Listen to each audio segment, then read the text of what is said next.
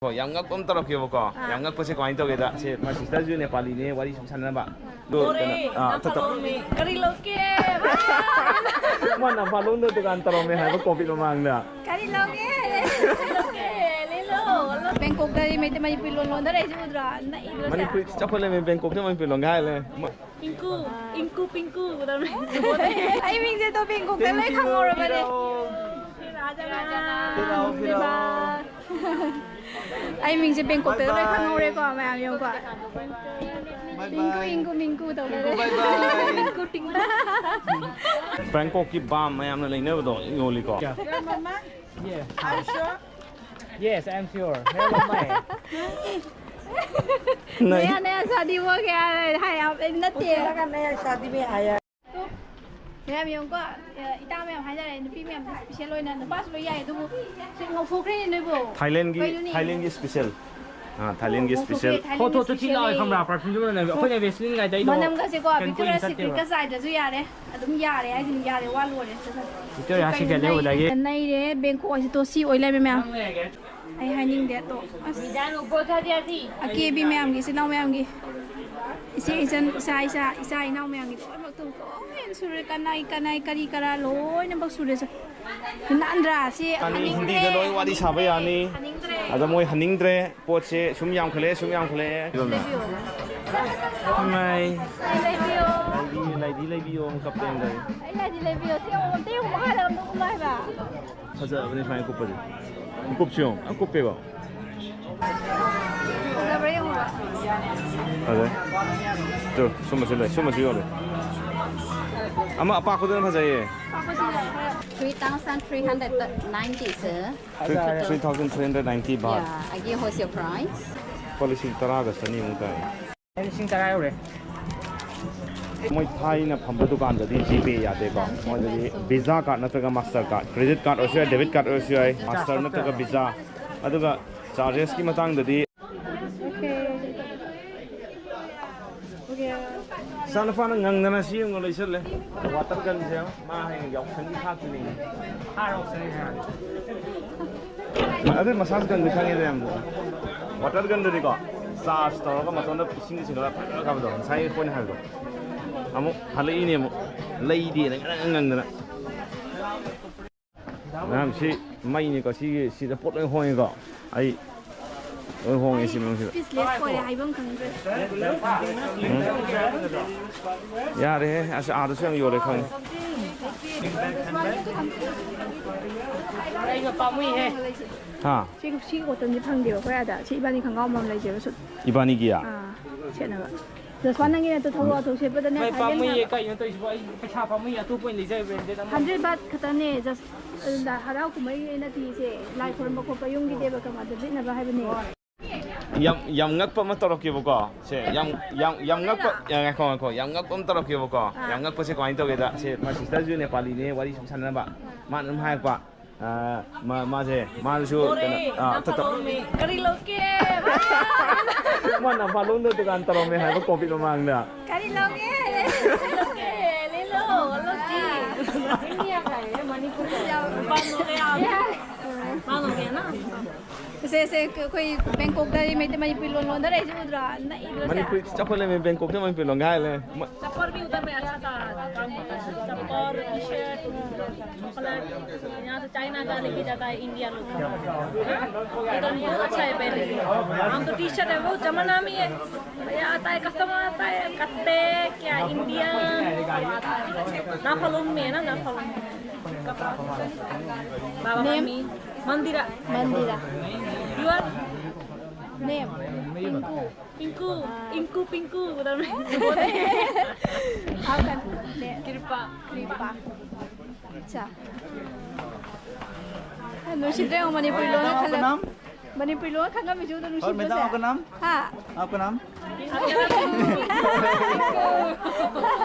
ai mingse to Bangkok kan lagi khangor bare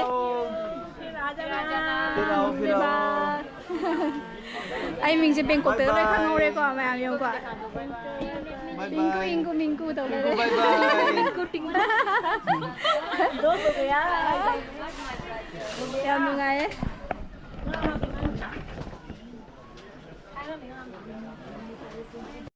ये हमारा बेटा है क्यों नहीं लगा क्या Yeah I'm sure Yes I'm sure मेरा मम्मा है नया शादी हो गया है आप नते लगा नया शादी में आया है ये बेटा है नहीं That's her कोई सी से नहीं से बमा क्या और मगे खंगाओगे कितना पेन का 3 piece da 166 each if the 3 pieces मागी जो खंगाओ से मग लो बिरो बा खोई लो से बा म लो रे यार वीडियो मैम यंग को इता मैम हाय जारे नुपी मैम स्पेशल ओइना नुपास लो याय दुबु से ngौ फोख्रे नेबो थाईलैंड की स्पेशल हां थाईलैंड की स्पेशल फोटो तो ठीक है खमरा परफ्यूम जो ने अखोने वेस्लिन गाय दई मनम का से को विक्टोरिया सीक्रेट का साइड दसु यारे अदुम यारे हाय दिन यारे वा लोरे Victoria सी के लेव लागे कप सिगिसे केनोने आइगी खंगनाबा कनोम खकिने खंगदेबा आइगी खंगनाबा सारंग खकिने गुवाहाटी दगी माना माई मंगा तरुक लौबिरो हाइबा अदो कोथि थि रगांदा लेमे मोई सिगु साइ सि थाईलैंड की याम फबा पोरम ओइ लेमे अदो मोइसे से तै दबा नाकन साइनेबो तन खेना बोइ मा से खेने यंग चे उलो आइगी हाना तो तैजा लाखने सि सोंग साइसे फोटो को लाथो अदो ना कनु तवे हाबा डिजाइनर कलेक्शन का मोई स्वाइगी याम पॉपुलर ओइ पोट अम ओइ lupa 200 baht lupa chamri yakhai chamri yakhai changwa ma oi em se te yong le se yong na sa si di ki chega man ra idi barbi si mara foreigner si mara kai muslim na kai khalu re ba adu di ne nai re Bangkok oi to si oi le me nai re ko oh mo kala loi chu ba as hiding hiding base lari to am pha ka du ne ko hiding that to as Dano botha dia si. ake bi me am gi se naw me am gi isi isa naw me am gi bak tu ko en sure kanai kari kara loi na bak sure sa Indra si adom dong gi nupi da nupa dong hai ge ba dong gi girlfriend da sina sa bida pida di si ka do gi to ka do gi thung na roi masa ka da so ni ba dang gi ka do roi da sai da le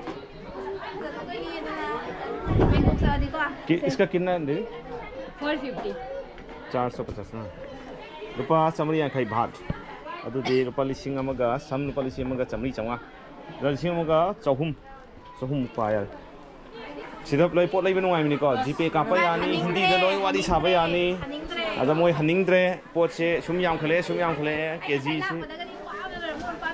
kg access oi dore aina ngan na sa se hai ba aina hotel lagi ngan na thokse moi na yaram dri na hana de sai na idea है को जाओ lai thi lai ni mo to khale ko lai thi lai ni ma phajai ni he mami ke pi khape ai ma mami da khape am ta pa me ha ba yam chi ne hai ko na ma khong ai the ya ma le bi su ma ji de phajai de wa da de to ma le yam chi ye hai ko na mai lai thi yo mo khape ngai ai lai thi lai bi yo te mo ha da mo lai ba as phajai ye ko re hoi ai ngai as mami sa jong bai kata khapi jo ala su puri ya ama khalo ya re yo ama khalo ya ku tam yo no phajai yo mai dress khalo ya khalo nupi gi arang ti le ko arang ti le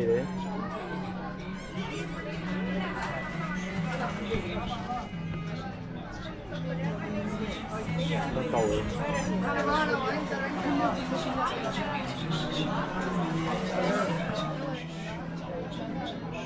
đây có đại màn nó này đây ạ được chứ mà cúp basi thật sự bên phải cúp basi cúp chiong cúp pe bảo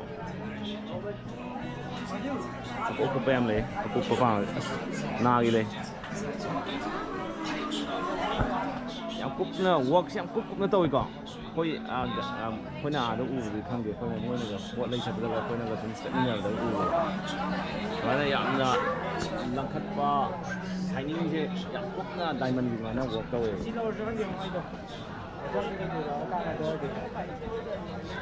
cái tàu sẽ em xin ở đây này thật sự ye ꯐꯖꯕ꯭ꯔꯥ ꯌꯦꯡꯉꯣꯕ ꯐꯖꯩ two ꯁꯨꯝꯕꯁꯨ ꯂꯩ ꯁꯨꯝꯕꯁꯨ ꯌꯣꯜꯂꯦ ꯑꯃ ꯑꯄꯥꯛꯄꯗꯨꯅ ꯐꯖꯩꯌꯦ ꯄꯥꯛꯄꯁꯤꯅ ꯈꯔ unique ꯑꯣꯏꯀꯣ ꯁꯤꯁꯨ ꯐꯖꯩ ꯃꯆꯥꯁꯨ ꯐꯖꯩ ꯃꯆꯥꯒꯤ ꯄꯥꯎ ꯐꯥꯎꯕ ꯌꯥꯅꯤ ꯄꯥꯎ ꯄꯥ ꯌꯥꯅꯤ ꯍꯥꯏꯒꯅꯤ ꯀꯗꯥꯏ ꯂꯧꯊꯣꯛꯄꯅꯣ ꯑꯩꯁꯨ ꯀꯥꯎꯔꯦ ꯁꯤꯗ ꯄꯥꯎ ꯄꯥ ꯌꯥꯅꯤꯕ ꯍꯥꯏꯁꯤꯅꯤ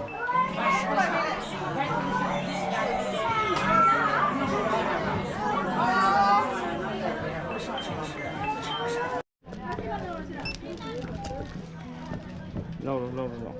Sana asing wala yung mini ko sir.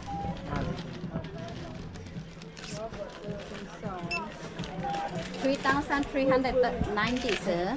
3,390 baht. Yeah, I give wholesale price. Kano nang ipiro nang ito kapit ay piro sana kapan ni? This one okay? Sintarog na ti mapan ni hele tarayo re. Ay sing tarayo re. Yung kalang It's okay? Okay. Kaya dara. Hindi dahil. Half price. Yes, 100 baht. Ay khoai ngay siya. Ay dito ay dito kaya dara. 3,780, sir. Moi Thai na phambu dukan da di GP ya de ba. Moi da Visa card na taga Master card, credit card or share debit card or share credit na taga animak da amata ya adu Master na taga Visa. Aduga charges ki matang da di adong gi bank tu da depend ore kai no da koina dai la ko da 4% khena bane. Koina lupal la ama gi payment to man da lupal sing mari khena ra kane da di lupal sing tara mu sai moi so to 3,780 baht ne mana ai account de lo thok phi da mai to la thua ba sao le ha 3,780 rupees that I go ne kona message sa kane ai uji OTP ya de message 3,780. Okay na, sir? policy tara ga sani mu tai CIK Number this one. Okay, 3,780 ni hai ko. 28 item mo gado. Yes, 28 items, sir. 28 item mo gado. Just a moment, na. This one. Yes, 28 items. Okay na? Okay. Yeah. Ni koti ko ra siya tinay bro. Vlogger din ay bro. Moi vlogger. Lấy man na ra cái gì lên khang tập quan tay đi Kai le no khang de ma sang. ꯃꯌꯥꯝ ꯈꯟꯐꯝꯒ ꯈꯪꯗꯦꯗ ꯑꯁꯨꯛ ꯌꯥꯝ ꯐꯖꯕ ꯃꯌꯥꯝꯁꯤꯕꯨ ꯀꯔꯤꯕꯨ ꯂꯩꯗꯣꯏꯅꯣ ꯐꯖꯩꯀꯣ ꯕꯦꯒꯀꯁꯦ ꯈꯨꯐꯖꯅꯤꯅ ꯑꯩ ꯉꯥꯎꯔꯦꯀꯣ ꯑꯁꯤꯒꯤ ꯂꯨꯄꯥ ꯆꯥꯝꯃ ꯊꯥꯔꯤꯁꯤꯡꯁꯦ ꯕꯦꯒ ꯃꯆꯥꯒꯁꯦ ꯑꯩꯈꯣꯏ ꯄꯩꯁꯥꯗ ꯍꯥꯏꯔꯒ ꯂꯨꯄꯥ 100ꯒꯤ ꯃꯌꯥꯗ ꯍꯥꯏꯅ ꯑꯣꯏꯗꯣꯏꯅꯦꯕꯀꯣ ꯉꯥꯎꯔꯦ ꯃꯌꯥꯝ ꯑꯗꯨꯒꯁꯨ ꯁꯤꯒꯤ ꯀꯣꯇꯟꯒꯤ ꯃꯣꯏꯒꯤ ꯑꯉꯧꯕ ꯁꯨꯝꯕꯁꯤꯡꯁꯦ ꯁꯤꯖꯤꯟꯅꯕ ꯌꯥꯝ ꯊꯤꯅ ꯅꯨꯡꯉꯥꯏꯀꯣ ꯃꯌꯥꯝ ꯀꯩꯒꯨꯝꯕ ꯆꯠꯇꯥꯔꯗꯤ ꯃꯌꯥꯝ ꯑꯁꯤꯁꯦ ꯂꯩꯕ ꯀꯥꯎꯕꯤꯔꯒꯅꯣ ꯍꯥꯏꯗꯤ ꯇꯣꯡꯉꯥꯜꯂꯦꯕ ꯑꯩꯈꯣꯏꯅ ꯍꯥꯟꯅ ꯁꯤꯖꯤꯟꯅꯔꯛꯄ ꯀꯣꯇꯟ ꯑꯇꯩꯒ ꯃꯥꯟꯅꯗꯦꯕꯀꯣ ꯃꯣꯏ ꯁꯤꯁꯤꯡꯗꯤ ꯄꯨꯔꯥ ꯇꯣꯡꯉꯥꯜꯂꯦ ꯄꯣꯠꯇꯣ ꯁꯤꯖꯤꯟꯅꯕ ꯌꯥꯝ ꯊꯤꯅ ꯅꯨꯡꯉꯥꯏꯕ ꯍꯥꯏꯇꯥꯔꯦ ꯑꯗꯨꯒ ꯈꯨꯐꯖ ꯃꯌꯥꯝꯁꯦ ꯉꯥꯎꯗ꯭ꯔꯤꯕ ꯅꯨꯄꯤ ꯃꯌꯥꯝ ꯆꯥꯎꯋꯦ ꯁꯤ ꯃꯥꯔꯀꯦꯠꯁꯦ ꯑꯩꯈꯣꯏ ꯂꯣꯏ ꯀꯣꯏꯕ ꯉꯝꯃꯣꯏꯀꯣ ꯅꯣꯡꯃ ꯍꯦꯟꯅ ꯅꯣꯡꯃ ꯑꯃ ꯆꯪꯒꯅꯤꯀꯣ ꯑꯗꯨꯅ ꯑꯩꯈꯣꯏ ꯁꯝꯖꯤꯜꯂꯦ ꯃꯌꯥꯝ ꯄꯣꯠꯇꯤ ꯐꯖꯔꯦ ꯀꯩꯅꯣ ꯇꯧꯕꯅ ꯐꯔꯦ ꯕꯦꯡꯀꯣꯛꯇ ꯑꯣꯏꯅ ꯂꯥꯛꯑꯒ ꯁꯣꯞꯄꯤꯡꯗꯤ ꯆꯍꯤ ꯑꯃꯅꯤꯒꯤ ꯄꯨꯂꯞ ꯂꯩꯊꯣꯛꯄꯅ ꯐꯔꯦ ꯄꯨꯂꯞꯀꯤ ꯂꯩꯊꯣꯛꯑꯒ ꯑꯗꯨꯝ ꯑꯗꯣ ꯑꯩꯅ ꯍꯥꯏꯖꯩꯗꯣ ꯑꯁꯤꯒꯤ ꯑꯉꯧꯕ ꯃꯌꯥꯝꯁꯦ ꯁꯃꯨꯒ ꯌꯦꯛꯄꯁꯦ ꯇꯨꯔꯤꯁ ꯂꯥꯛꯄ ꯃꯌꯥꯝꯁꯤꯁꯨ ꯐꯣꯔꯦꯟꯅꯔ ꯑꯇꯩ ꯃꯌꯥꯝꯗꯨꯁꯨꯅꯦ ꯑꯁꯤ ꯂꯣꯏ ꯂꯩꯗꯣꯏꯅꯦꯕ ꯈꯪꯕ꯭ꯔꯥ ꯑꯗꯨꯒ ꯁꯃꯨꯗ꯭ꯔ ꯃꯄꯥꯟꯗꯒ ꯆꯠꯄꯁꯨ ꯂꯣꯏ ꯁꯦꯠꯇꯣꯏꯅꯦꯕꯀꯣ ꯑꯩꯗꯤ ꯏꯀꯥꯏꯗꯅꯗꯤ ꯁꯦꯠꯂꯛꯇ꯭ꯔꯦꯕꯀꯣ ꯂꯩꯔꯒꯗꯤ ꯂꯥꯛꯑꯦ ꯕꯦꯡꯀꯣꯛꯀꯤ ꯕꯥꯝ ꯃꯌꯥꯝꯅ ꯂꯩꯅꯕꯗꯣ ꯌꯣꯜꯂꯤꯀꯣ ꯑꯩꯈꯣꯏꯗꯤ ꯈꯪꯗꯦ ꯃꯌꯥꯝꯗꯤ ꯌꯥꯝ ꯂꯩꯅꯕꯅꯤ कितना this one 40 lupa nifu lupa nifu hoise moi gi bhat ani ko lupa keno moin samin khai moin nang kari no khang na andu lai du ni no kai tau na mane hage ꯃꯣꯏ ꯁ꯭ꯋꯥꯏꯁꯤꯗ ꯊꯧꯔꯤ ꯒꯥꯔꯤ ꯐꯖꯕ ꯃꯌꯥꯝ ꯌꯥꯎ ꯃꯌꯥꯝ ꯃꯆꯨꯒꯁꯦ ꯑꯅꯩꯕ ꯉꯥꯛꯇꯅꯤꯀꯣ Indra Square ꯍꯧꯖꯤꯛꯀꯤ ꯑꯩꯈꯣꯏꯅ ꯄꯣꯠ ꯂꯩꯗꯣꯀꯣ ꯄꯣꯠ ꯐꯖꯅ ꯍꯣꯡꯉꯦꯀꯣ ꯁꯤꯗ ꯂꯩꯔꯦ ꯃꯣꯏ ꯀꯥꯡꯕꯨ ꯄꯣꯠꯀ ꯆꯜꯂꯣꯏꯗꯅ ꯃꯈꯥꯏ ꯐ꯭ꯂꯣꯔ ꯀꯨꯝꯗꯦ ꯃꯈꯥꯏ ꯐ꯭ꯂꯣꯔ ꯀꯨꯝꯗꯦ ꯑꯩ ꯃꯊꯛ ꯈꯛꯇꯅꯦ ꯑꯩꯈꯣꯏ ꯂꯩꯗꯣ ꯃꯈꯥꯏ ꯐ꯭ꯂꯣꯔ ꯀꯨꯝꯗꯦ ꯀꯣꯟꯅ ꯀꯨꯝꯃꯁꯦ ꯂꯩꯇ꯭ꯔꯦ ꯁ꯭ꯋꯥꯏ ꯖꯒꯥꯁꯦ ꯃꯤ ꯃꯌꯥꯝꯁꯦ ꯐꯣꯇꯣ ꯂꯣꯏ ꯅꯝꯅꯩꯌꯦꯕꯀꯣ ꯑꯔꯥꯛ ꯑꯔꯥꯛꯄ ꯃꯤ ꯈꯨꯗꯤꯡꯁꯦ ꯃꯐꯝꯁꯦ ꯌꯥꯝ ꯐꯖꯕ ꯍꯥꯏꯇꯥꯔꯦ ꯐꯣꯇꯣ ꯅꯝꯕꯗ ꯑꯗꯣ ꯑꯩꯁꯨ ꯐꯣꯇꯣ ꯈꯔ ꯅꯝꯃꯦ ꯑꯗꯣ ꯌꯥꯝꯗꯤ ꯍꯥꯞꯆꯔꯔꯣꯏꯒꯦ ꯁꯤꯗ ꯚꯤꯗꯤꯑꯣꯁꯦ ꯌꯥꯝ ꯁꯥꯡꯈ꯭ꯔꯅꯤ ꯑꯃꯅꯤ ꯈꯛ ꯍꯥꯞꯆꯔꯒꯦꯀꯣ ꯍꯧꯖꯤꯛꯁꯦ ꯑꯩꯈꯣꯏ ꯍꯧꯖꯤꯛꯀꯤ ꯀꯩꯅꯣꯗꯣ ꯀꯩ ꯄ꯭ꯂꯥꯖꯥ ꯀꯥꯎꯔꯦ ꯀꯩ ꯄ꯭ꯂꯥꯖꯥ ꯏꯟꯗ꯭ꯔ ꯄ꯭ꯂꯥꯖꯥꯗꯣ ꯑꯗꯨꯗꯩ ꯊꯣꯛꯂꯛꯑꯦ ꯑꯃꯨꯛ ꯍꯣꯇꯦꯜꯗ ꯄꯣꯠ ꯑꯃꯨꯛ ꯊꯝꯃꯨꯔꯦ ꯃꯣꯏꯒꯤ ꯄꯣꯠ ꯆꯩ ꯑꯉꯥꯡꯁꯤꯡꯒꯤ ꯐꯖꯩ ꯂꯩ ꯃꯣꯏ